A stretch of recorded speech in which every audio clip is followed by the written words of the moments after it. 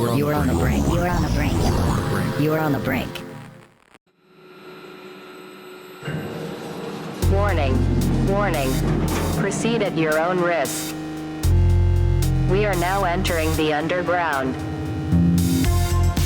The algorithm has no power here. Your eyes and ears are vulnerable. Prolonged exposure may cause psychological damage. If you experience symptoms, return to the surface at once. Welcome to the BRINK Film Club. All right, welcome to the BRINK Film Club. I'm your host, David Pike, and joining me today, special co-host is Miss Baltimore Bombshell. Hello, everybody. I'm back. You are back. Our guest today is Geoff Marslett, who is directed Quantum Cowboys, Loves Her God, Mars, and many, many, many more other films. How are you doing? Pretty good. I'm really happy to be here. So what made you want to get into filmmaking? Oh, wow. Probably you'll be able to tell by my film choices for today's discussion. But, as a teenager, I really was a teenager in the end of the 80s and beginning of the 90s when I think indie film had this really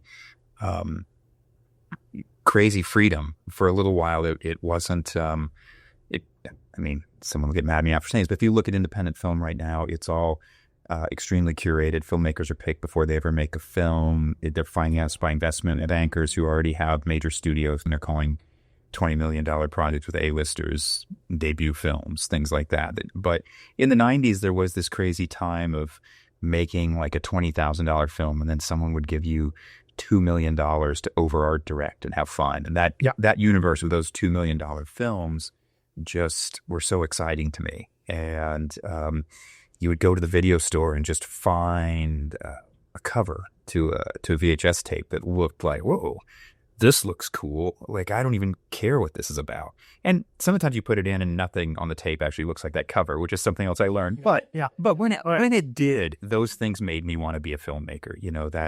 That kind of wild, I could even say somewhat non-commercial storytelling had a place in this universe. And I was addicted to that.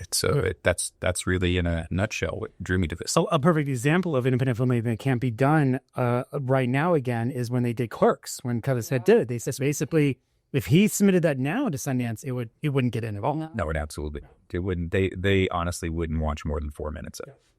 Maybe 8. But no, it's really changed.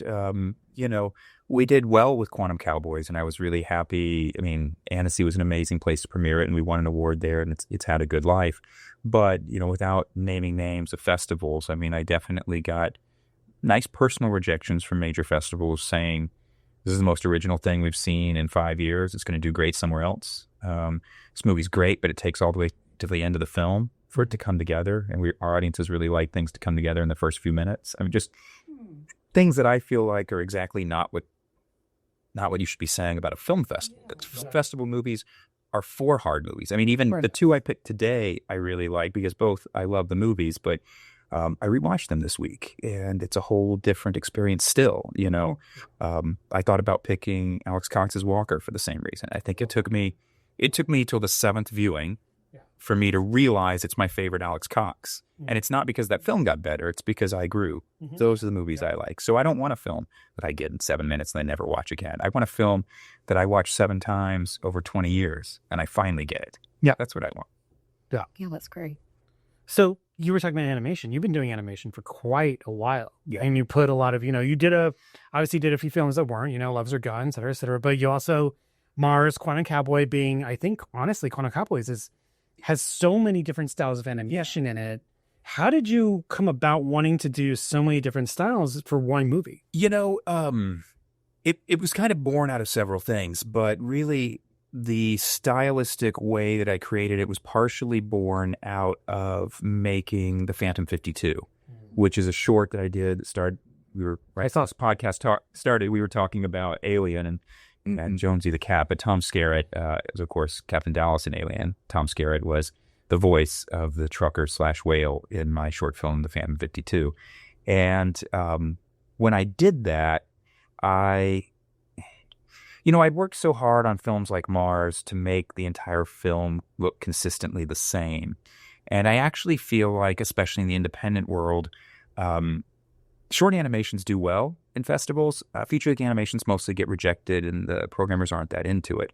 And some of it, I think, there is a certain taxingness of watching animation and you have to like that. And I just realized there's a lot of pushback on that. So when I made the Phantom 52, I thought, well, maybe some of that pushback is the difficulty of watching the same animation this long. So I really had the idea on the Phantom 52, since I was already tying all these disparate ideas together in that film, to cast animators the way you cast actors by their style. So I worked with about 7 other animators on the Phantom 52, and we each did our own styles for that. And it Very cool. The film did really well. It premiered at Sundance. We won numerous awards. I think we played 70 or 80 festivals with that. I'm really proud of it. So when I started thinking about actually making Quantum Cowboys, which I had written the original idea with Hal Gelb, and then I had worked on the screenplay, I already knew that kind of my pushback against what people are creating and calling, the Marvel calls it the multiverse, which is really the distortion of the many worlds theory that Hugh Everett Wheeler actually proposed. And what you see in Everything Everywhere All at Once in Marvel and all these places is pretty inaccurate.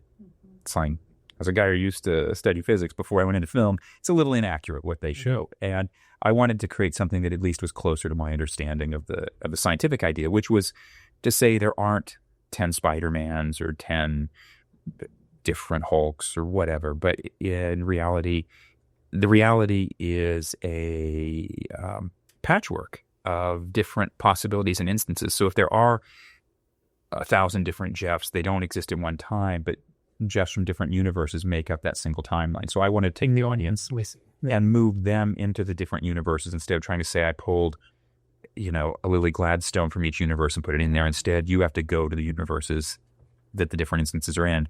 And animation really became the best way to, in my opinion, actually be able to take the audience and say, oh, something changed. The universe changed. You went somewhere else, instead of saying I brought them to you.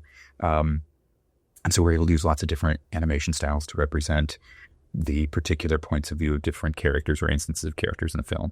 But again, you probably have to watch that movie at least 4 or 5 times if you really...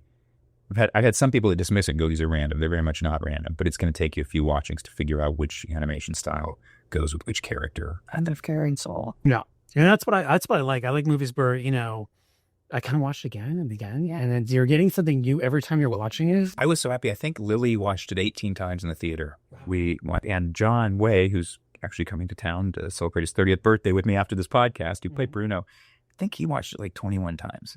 And usually when I make a film, the actors watch it once where they're just watching their own performance. They watch it again. Okay, now I'm sort of getting maybe one more time. But then you start going to dinner at festivals when it plays. But Quantum Cowboys had this unique attraction that the cast really, I think every festival I went to, with maybe 1 or 2 exceptions where they had an interview scheduled for us, the cast always just sat through it again and was like, it's a little different every time. Yeah. I want to watch it again. That's amazing. Yeah. I love that. You mentioned something earlier that I picked up on. You said that you studied physics before you went into filmmaking. I did. I worked at the Naval Research Lab for a brief moment. It's so long ago, I'm not that good at it anymore. Do you ever take some of that scientific background and keep feeding it in? It sounded like you did that with this. Certainly Quantum Cowboys is very much that. And I can do a plug for the Blu-ray. If you seek out the Blu-ray, which Factory 25 and Vinegar Syndrome put out, so I think it's available on both their sites. But it's got like a 24-page book, and it's both got some of the scientific theories that I cited. It's also got my own, talking about how I interpreted the scientific theory for it. It's got a lot of the cast members, Alex and Lily, and it's got David Arquette saying, I still don't understand this bucket. But I've got people, talking about the science of it very much as they understood it in their characters. But even my first film that really went anywhere is a short called Monkey versus Robot, and it was really philosophy versus science. I think, Mars. I was really happy. I think it was Popular Mechanics. It might have been National Geographic. One of the publications that covers science the year premiered at South by Southwest did a great piece talking about how it's a silly romantic comedy, but they were like, it got a surprisingly large number of things right about exploring Mars. And funny enough, now 15 years later, even more of the stuff I put in there has actually come true. So science has snuck into, I think, pretty much all of my films in some way. I love that. Yeah. So you also are acting in movies as well. I am. So compared acting to filmmaking, obviously you're acting because you enjoy it, but what is the things you get out of it? Do you want to act more? Do you want to is this something that, Absolutely. Any directors out there listening to this right now, there's absolutely no part of acting that I don't like better 100 times than being the director. So if you want to hire me, I will come be in your movie. Just call me. No, seriously, though, that is true. Yeah. When you're directing, and the longer you do this, it's, Quantum Cowboys, it's not an exaggeration to say for 2 straight years, at least 5 days a week, I stayed up until 4 a.m. and then I would go to sleep and get back up and have to do my day job by 9 a.m. So every night, my little orange cat fat face would sit on my lap and I'd work until 4 in the morning, and I made myself go to bed then because I wanted to be in bed before the sun came up. And I think it's largely symbolic, but it makes me feel like I went to bed. Yeah. That you do that. I never made any money, never probably will make money. You do that for years to try to get these films out, and every single thing is a struggle, and you are able to devote yourself artistically to it, but you have to put so much more energy into essentially running a business and managing people. And even after you get it out, making sure residuals get paid, and there's always paperwork. It is pretty grueling, and if you're not doing it at a level where there's really a lot of money, it can really bring you down. The flip side, when you act, like I just acted in Alex Cox's new movie down here, also outside of Tucson, at Mezcal Ranch, and I fly in, everyone treats me wonderfully. You get to be the last one on set and the first one out. As soon as you finish your scene, they dress you up in cool costumes. Everyone tells you how great you did. It's pretty fun. And then you go home. Yeah. And I'm assuming Alex is going to finish a great movie and get out there. But basically, I don't have to care about how he does that, and I don't have to stress about that. I just wait for him to call me and say it's going to premiere. And the first time I really experienced that, there's a filmmaker, Josephine Decker, who's made a number of films now, but her first film that really broke out, it was the second one she made, but I think it was the one that really pushed then the two of them to go to Berlin, was a movie called Thou Wast Mild and Lovely. And I'm only in the last 15 minutes of the film, but we premiered at Berlin, and I stood up there, and I think one of the screenings, the very first question was for me, and I'm like, man, so many other people did so much more in this. I just showed up, and they put some crazy skinned alive makeup on me, and I got killed and shouted a little bit, and people want to ask you the first question because you're an actor. And I was like, oh yeah.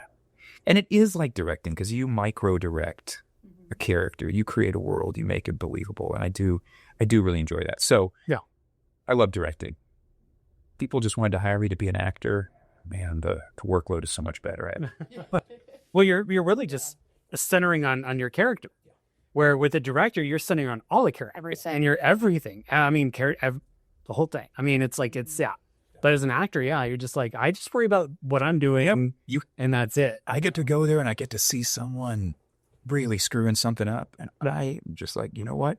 It's not only is it not my problem, but it would be a problem if I interfered there. So I'm going to just do my thing as well as I can do it. Get that moment to sort of breathe, and you're just like, it's great. It's pretty great. It's pretty great. And you get to wear the cool costumes. Yeah. That's kind of the best part, right? Yeah. Yeah. Makes you want to act now.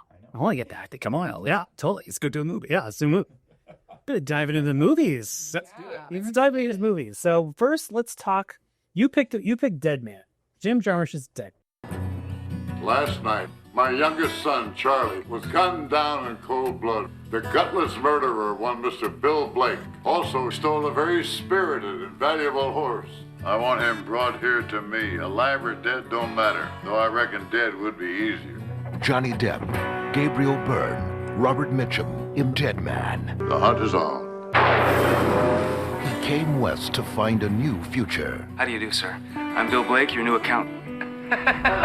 What he found instead Charlie. was trouble. Don't! Now there's a reward on his head. You were a poet and a painter, and now you are a killer. Background on this. We had Geoff pick 2 films. I don't know how they relate to him and their favorites, or just something that influences him or whatever, but we're going to talk about both these films that, and first we're going to start with Dead Man, Jim Jarmusch's Dead Man. Great. You know, I thought about several films, and I thought if I'm going to go talk about two films, well, anytime you talk about two things, you can't help but compare them to some degree. So I figured I should pick two films in my own head related to one another. So I kind of, you know, that came through when I was making my decisions. And, you know, ultimately I picked Dead Man for the same reason I picked True Stories. And they're both Westerns. They're both films very distinctly about a place, you know, in the American West and in Texas in the case of True Stories. But I think they also do what I love about these films, and it is they tell you far more about the filmmaker, who in both cases is very much an outsider to those places, than they tell you about the thing they're supposed to be about. And, you know, I thought about Alex's Walker, you know. I even thought about movies like Border Radio with Allison Anders or Persepolis. But both those are made by filmmakers who are more part of that community. And I liked these because these are really filmmakers that aren't necessarily from these communities. So, you know, Jarmusch is not a Westerner, New York, but this is what Jim Jarmusch feels the American West is. Yeah. And I think it's a lot more of a mirror than a telescope. And that's why I picked it. They also consider this film to be more of an American acid Western, like a psychedelic Western. Yeah. Which the Film Thread magazine called me the new king of the psychedelic Western. And Quantum Cowboys came out. So. Yeah, I do totally agree with that, actually. So yeah, definitely. And then there was a connection between Quantum Cowboys and this film. Yes. And that is Gary. Both these very much influenced me, too. Yeah. But yes. And Gary Farmer being in both of them. Absolutely. So yeah. I know Quantum Cowboys for me was a dream project because I got to work with so many of my cinematic heroes. And, you know, Alex Cox is in Quantum Cowboys. You know, Straight to Hell, Repo Man. Mm-hmm. Those are part of why I made films. Yeah. Dead Man is a big part of why I make films. And Gary Farmer, you know, both in, I think I actually first saw him in Powwow Highway, but then the second thing I saw him in was Dead Man. And both of those, he's just the type of actor that is just a force of nature when he's on, and he's so on in both of those movies, that, you know, he was actually the very first actor I cast in Quantum Cowboys. So at Alex, I had him, you know, it was Anna Karina's last film, you know, from French New Wave. You know, these are the people that made me want to make movies somewhere along the way. And I also got to sneak in a lot of people who made music that made me want to make movies. People like John Doe and Eco Case and into Quantum Cowboys as well. But yeah, this very much we share a cast member who planning on working with on another couple projects. Yeah, that's awesome. So yeah. He is I love him so much. He's an absolute treasure. I mean, Johnny Depp, that's a whole podcast, a complicated discussion. Yeah. When Johnny Depp was on, he's really, really good. You know, he had a career, he had a run of films there that were just truly amazing. I think Dead Man is one of them. Yeah. Having said that, he's upstaged by Gary Farmer. Mm-hmm. Gary Farmer is just that good. Yeah. And that's no shade to, I think Johnny Depp's performance of Dead Man is truly amazing. Yeah. Just Gary Farmer's is almost not like a performance. It's a thing. He inhabits it. He becomes it. Yeah. And I think if you had asked me when I first watched this, my mom at a art theater in Tempe, Arizona in 1996 or whatever it was, I would have told you I thought I understood Dead Man. But I think watching it night before last in my living room here in Tucson, I think I understand it entirely differently than I did then. And I also think that I think it's Gary's story. I don't think it's Johnny Depp's story. It's Xibache. It's nobody's story. I will agree with you on that. This was the first time I had seen it. Okay. And I was completely mesmerized every time he was on screen. Like, I couldn't look away. He is an absolute, like you said, a force of nature. And I fully took it as this was his story. And, you know, Johnny Depp was just sort of around. Things like, just happen to Johnny Depp. He's there. He lets those things happen to him. But the driver, the person taking agency in this, is absolutely Xibache. Nobody, Gary Farmer. Yeah, exactly. Yeah, and on another note, Jim Jarmusch used Nobody, that same character, in Ghost Dog. Yeah, exactly. Which is really cool. So, years ago, when I still lived in Austin, I worked for Cinema Texas. It was a film festival, short film festival. And Jim Jarmusch came. Jim, if you're out there, I hope you're listening to this. He came to Texas for the first time, I think in his whole life. And the festival was mostly run by people not from Texas. Bars and things like, we want someone from Texas to drive Jim around. So I drove Jim around for a weekend. So I did talk to him some about Dead Man back that time too. So it's kind of nice. I got some of his thoughts on making the movie as well. And about Gary, who we both knew at that point. But yeah, I mean, I think it's Gary's movie. I think that, he's the character doing these things. I think, again, nobody, even the concept of nobody being the main character, when I say that sentence, I think is intentional. Yeah. And I always thought that, especially back then, I'm a little bit farther away from this thought, but I think it's still there. I don't think this is wrong to say. Jim, call in on the phone today, tell me if I'm wrong. But in some ways, Dead Man is a reimagining of Night of the Hunter. Oh. And Night of the Hunter was always a film about the dangers of society when it's distorted, but also the strengths of society. Like at the end, when the kids finally get to the woman who's taking care of the other orphans, that there's a version of society when right is better than the wild. There's a version of society when wrong that's worse than the wild. And they go on this journey in the river across this black and white, similar sky, similar look, to escape from one to the other while being pursued by Robert Mitchum. Yeah. Fast forward to Dead Man. Johnny Depp leaves a version of society to go to this bastardized version of society, which is dangerous and strange, and then finds an accomplice and goes on a trip in black and white through the West while being pursued by Robert Mitchum until he finds the community at the end and the Pacific Northwest Native community, and it's a better version of society. So I think the parallels are definitely there. I can't imagine there's not some intentional reference to Night of the Hunter, and they're just for no other reason because of Robert Mitchum. Yeah. But again, I wish Jim was here because watching it again when we're talking about Alien again, when what's his name? Tom Scott? No, but the guy who plays Bishop. Lance Henderson. Lance Henderson. Yeah. Shoots Gary Farmer. Oh, if you haven't already, ruining the movie for anyone who hasn't watched it. We do that all the time, because when he shoots Gary at the end, it says something a little different than the end of Night of the Hunter. So that one's still spinning for the last 48 hours. But yeah. And I watched that recently too, and I haven't seen it since the 90s, and it was very different. Watch them back to back. They're good. They're a good double feature. Yeah. Visually, they're very similar. What Robbie Mueller did does have a lot of the same kind of framing. Obviously, just the black and white film look, gives that to you. And what also is in common with True Stories, and something I very much love about all Jim's work, but I think Dead Man's my favorite for this, he made a character, William Blake, so again, I don't think I'm too far off base here. Every line is poetry, and by that I don't necessarily mean rhymes, but every line is not necessarily what someone would say. It's said with intentionality and where the words mean things, which again, when I make a movie like Quantum Cowboys, that very much has influenced what I do. But everything that Gary says in that movie is poetry. And by halfway through, everything that Johnny Depp starts saying is poetry. Because they're actually reciting some of William. It smells like poetry. Actual poetry. Yeah. And so I really think that is, part of it. But, and then if you look back to the way Robert Mitchum sings, if you watch, Night of the Hunter, it's poetry too.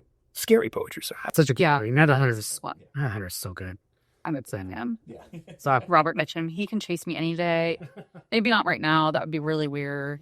Yeah. And then The Hand of Love and Hate. Oh, yeah.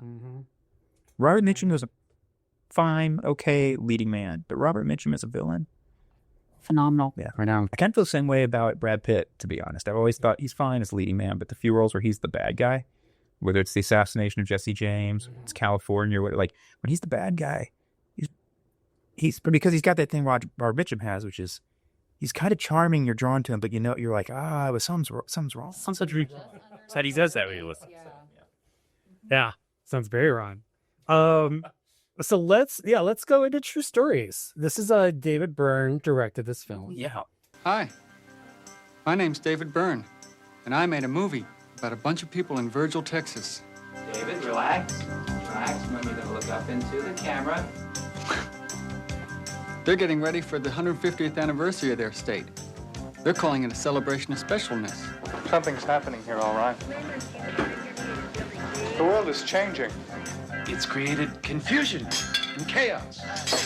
Do you run out of Kleenex, paper towels, and toilet paper at the same time? What time is it? No time to look back. I want someone to share my life. Marriage is a natural thing, and I'm a natural man. David Byrne never really did a feature-length narrative after this. No. Or even before this. This is it. This is all he did. Yeah. So what was your reason for taking this? You know, if I had to say one film that is probably the single most influential film on my own work, maybe it's because I was 13 living in Texas when it came out. Maybe it's because I'm a big fan of the Talking Heads, but it's David Byrne's True Stories. And I agree. I like that you even started the question there. It was a grad student at UT, so I said, maybe he'll listen to some of that was us talking. But I used to always say that, you know, you can't call yourself a filmmaker unless you make 3. You can't call yourself an author unless you write 3 books. You might actually made one of the greatest films or written one of the greatest books, but you're some person who wrote a book. You're some person who made a film. You're not yet a filmmaker. But if you make 3 crappy films, you're a bad filmmaker. But you're a filmmaker. And I do think there's a thing that this is always an interesting pick because David Byrne's not a filmmaker, and I don't think he would disagree. Well, yeah, exactly. One thing I have to note, though, is he did direct a lot of music videos. Yes. He's so Talking Heads or whatever. So he did, well, and he's obviously a visual artist. Yeah, I mean, he was a trained visual artist. Again, something that I think both Dead Man and True Stories have in common is Ed Lachman, who did True Stories, and Robbie Mueller, who did, Dead Man. Clearly both worked with their director and clearly thought about every frame of that. So both films are not shot. Some more modern films are shot in a way that there is coverage, match action, things move smoothly, helping the audience get pulled in and forgetting about the cuts. Neither of these films does that. These films are they're fewer edits, but they're very intentional shots. They're an art project. That opening shot of the little girl on the road in True Stories is a very intentional shot.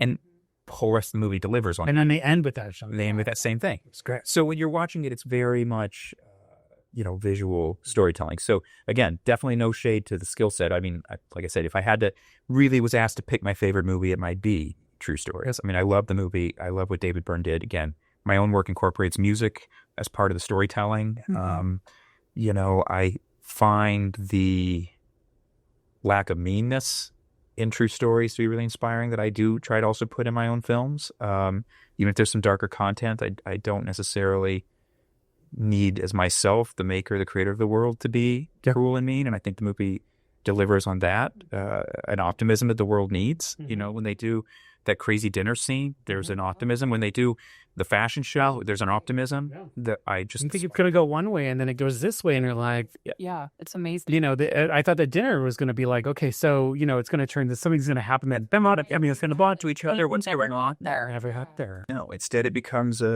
it's a monologue about what it can mean to like your work. It's this crazy thing.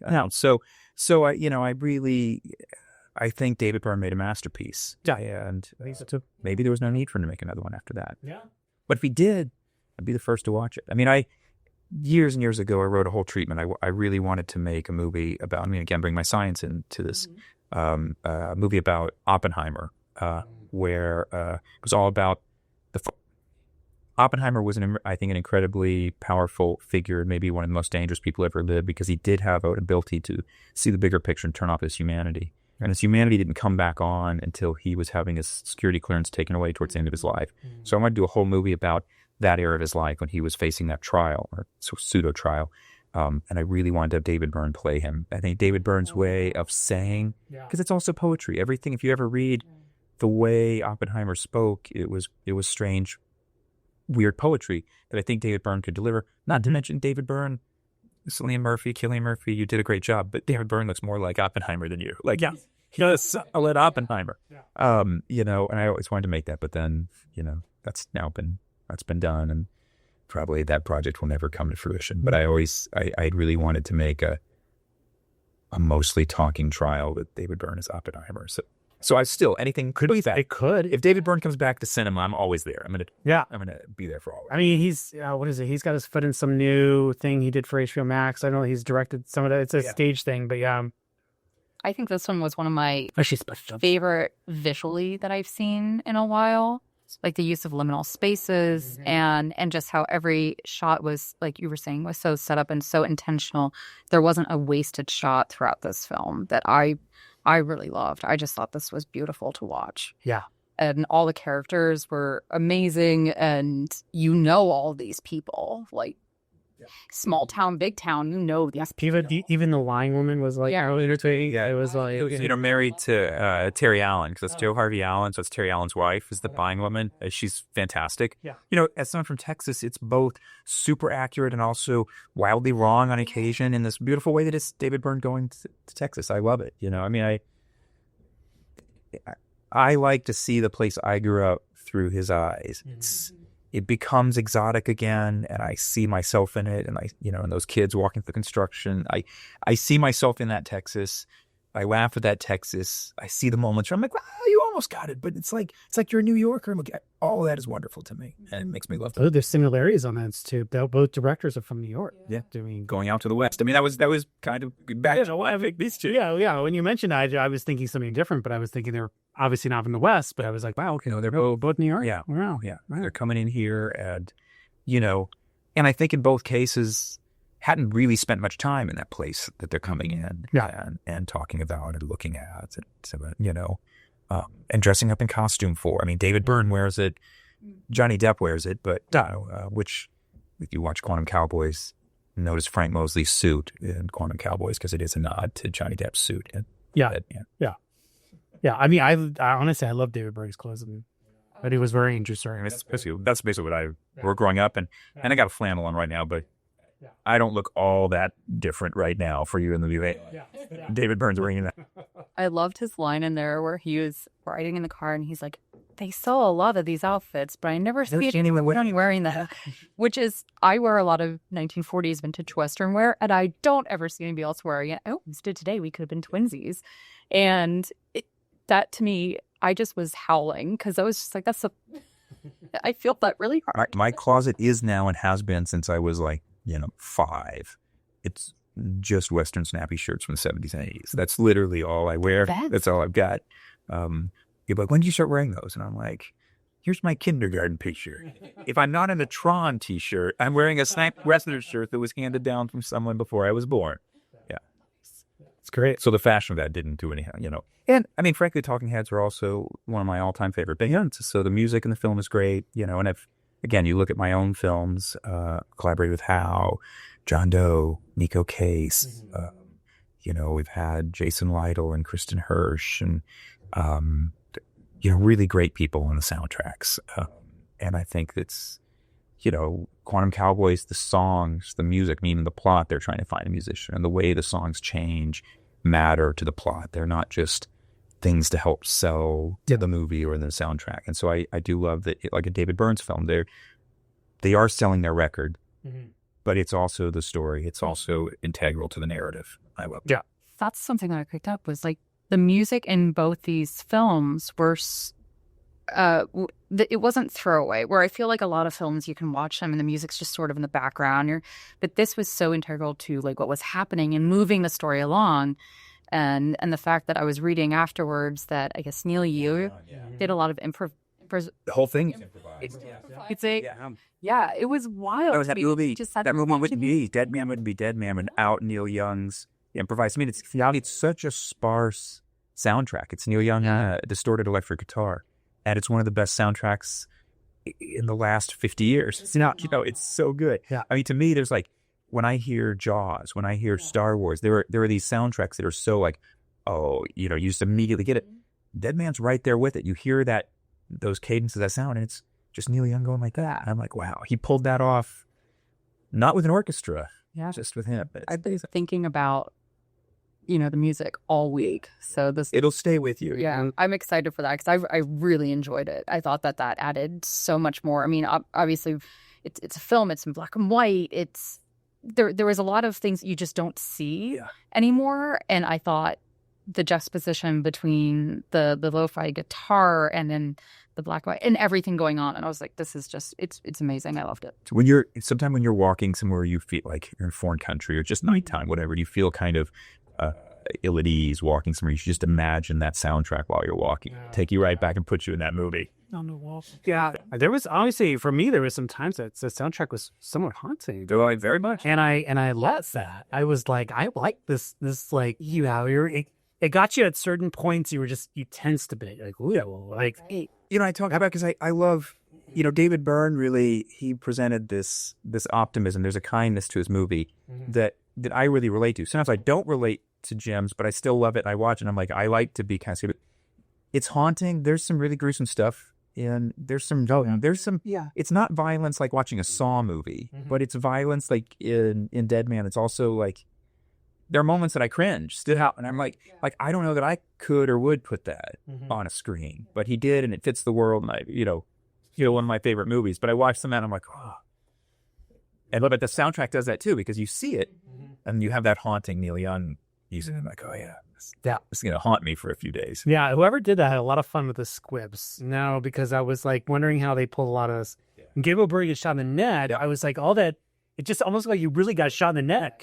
So then you see this off the chest. It's on skin, and the squibs, they do a good job. And then Gabriel Byrne gets shot on skin in the neck, and then when she's moved off Johnny Depp, he's bleeding from the skin too. It's a pretty elaborate squib moment. Yeah, whoever did the makeup special, I mean, they were on par with that because it shocked me how well it was done. Where the guy gets his head, I was like squished. Yes, I was not expecting that. So full disclosure, I work from home and may have been working on an Excel spreadsheet and like looking up, and I took the wrong moment to look up. And I was like, whoa, no. No, that it's gruesome. That moments it's really gruesome. And Lance Henriksen is he's horrible. I mean, like he's good. He's not horrible like bad performance. He's horrible. Like he's just a horrible guy. Yeah. One thing about Lance Henriksen, and that he was also in another Western that came out that same year, Quick and the Dead, which is where he had the same long hair, shot down in Mezcal. Yeah, he had the same long hair. I have no idea why he decided to have long hair in both Westerns. But I at the time, I don't think he did have long hair at the time. Maybe that's probably wig in both ways. I know, but why did he have to have both? So I was like, he just felt pretty. Yeah. I hope he was just like, I want to do this for both. Or exactly. Coincidentally, both costume people did it. He just didn't say anything. Exactly. Maybe they felt that he just needed the long hair. But Quick and the Dead's pretty fantastic movie. It is. That is a good movie. And you're right. Yeah, it was filmed not too far from here. So yeah, exactly. I learn new things every day. Yeah. The same place we just shot Alex Cox is no Western. Yeah. The Scalsa did. So I love this. A lot of Tucson connections. There is. I mean, there was movies made here. There is. And that's why it's to, again. Yeah. Yeah, I fully agree. So many good stuff. Yeah, it's true. All right, I think we're going to wrap this up. It was very fun. Both way sets have been interesting for some of it. This was so amazing. Yeah. Watch movies together out there, everyone. I mean, I think, and watch movies again and again and again. Because like I said, I really thought I had a lot of things about Dead Man figured out. And I still think about a lot of things about True Stories because I've probably watched True Stories. I know I've watched even more than I've watched Dead Man. I've watched both of them a lot. Yeah. But I really think watching Dead Man last night, maybe just getting older, who knows where I am in my life, opened up some new doors. It's what Jim and the whole team were doing with that movie. And just great seeing Gary. I mean, I known Gary for a while, but I know him better now and seeing him on there. And yeah. Watch movies that you like again. Don't just think you remember them. Watch them again and again because Quantum Cowboys, the moral of the story is observation always changes the outcome. This is true. It is actually true in physics. I do believe this. Do believe every time you watch a movie, that movie changes you a little bit and you do in some kind of actual manner change that. I mean, the movie itself is an ethereal moment of people watching things and you change that ethereal moment every time you watch them. So I do recommend watching movies again, especially if you like them, because they are sort of a living document that the experience will be different. So that's my special hippie, whatever I'm going to say. But I mean, especially over time, your perspectives change on lots of things in life. And so when you watch a movie when you're younger, you have a different way of looking at life. When you're much older, even like 30 years later, you have way different way of looking at things. And you watch that same movie, you're going to get something entirely different out of it. That's really true. So yeah, I mean, it's good to watch them again and again. So yeah, the really good ones, obviously. I loved someone on Letterboxd gave a Quantum Cowboys review, and they were like, "This 17-year-old me would have loved this film," and I'm like, I both love that that's there. I don't know what that means. You think of it. I mean, they get like 3.5 stars. So they were fine with it still. But I was like, but I was like, I actually love that. That's but like you watch this and recognize that something you once were, this would be exactly what you were looking for. Even if maybe now it's not. It's kind of great. But maybe later. Yeah. Maybe later. Maybe 17-year-old you and 51-year-old you are both going to love this film. Exactly. So yeah, there's always that. Yeah, I think So before we go, anything you want to talk about coming up, or anything that going on? I mean, we didn't cover that in the. Yes, I mean, so I've got 2 films I'm really trying to get off the ground this year, and one of them would be shot here in Tucson, and Kiowa Gordon, who's in Quantum Cowboys, and I would be teaming back up with actually several other really great people from Quantum Cowboys. But I'll just, since stuff's not signed with anybody, I'll just say Kiowa and some more of the team would be able to get back together, and this would be a live action shoot, be a lot of fun to do here. Hopefully we can make happen at the end of the summer here. But then also been working, this one I can say a little more about, but really been working hard. I wrote a movie while I was up in Northern Ireland and Scotland, and I wrote a movie about a thing called the Oma hum, which is an actual thing where people hear this hum, and it happened in Taos in the 90s, and now it's happened in some other places, but in Oma has been happening over the off and on last year to 2 years. And I think I wrote a pretty cool script that I've been working with this guy, Mark McCausland, who's a musician up there. Came to town. I got married here in town and played the wedding and stuff. But we actually went out this past December and shot some footage for a couple scenes that don't include the main actors as a sample of what it's going to look like. It's a very modest budget film. If we can find the rest of the money, we also be back out there, and really excited about it. I really like the script. I really think it's eerie and strange, and it's just so beautiful up there. So 2 features maybe going to make, but I've been making independent films long enough to know, and count your chickens when they hatch, grow up, go to college, get a job, and pay you back. Anytime before that, it could all fall apart. Yeah. Hopefully they won't. Yeah. Yeah, totally. I agree. Yeah. Well, it was great talking to you. Great. Thank you for coming out. Yeah. Anytime. You're my neighbors. Yeah. Come down, get a beer. I get off work like at 4:35. That's great. Well, I'm headed next door to have one at what's there to find? Yeah, let's get a drink. Yeah. All right. Thank you, Boo. Thank you. Thank you. Now commencing our ascent back to the surface. If you want more content, visit brink.com. If you want less content, you are happy and well adjusted. Congratulations. Your hosts were David Pike and Veronica Chase. All art by Andrea Osoynik. Theme song by Josh Bill Humor. If you are angry, DM death threats at Brink Media on Instagram. If you are horny, also DM us. Thank you for your attention. You are free to go.